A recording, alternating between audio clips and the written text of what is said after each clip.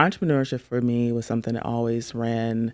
in some form within my family. It just wasn't structured or done in such a way where it was about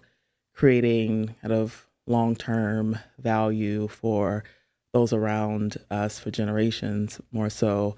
about just being able to make sure you had what you needed to survive and take care of your family for the moment. So for me, what motivated me was really seeing my grandfather and even my mom to an extent really create their own pathways. My grandfather on my mom's side, when he came up from Mississippi,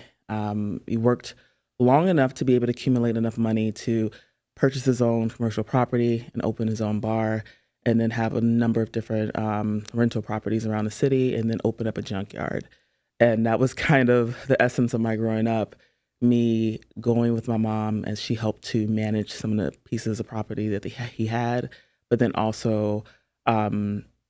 just seeing the fruit of his work, but seeing him work so hard as just an individual who really had this mindset of like, if it's just me, like in the business, I know I can trust the fact that it'll keep going. But it was really his resilience to say he wanted to carve out a different path for himself and his family that really kind of inspired me to say like, hey, this is something to this, but can it be done differently? Can you build something that actually has more generational impact, that actually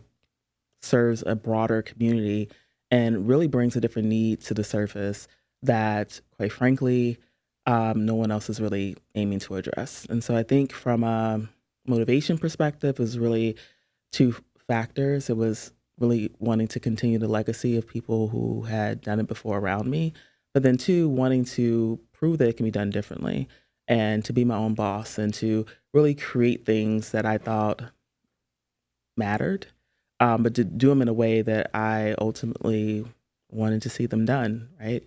And so that really became my point of motivation of just being able to lead in my own way, to continue a legacy, but to also create something that I don't see.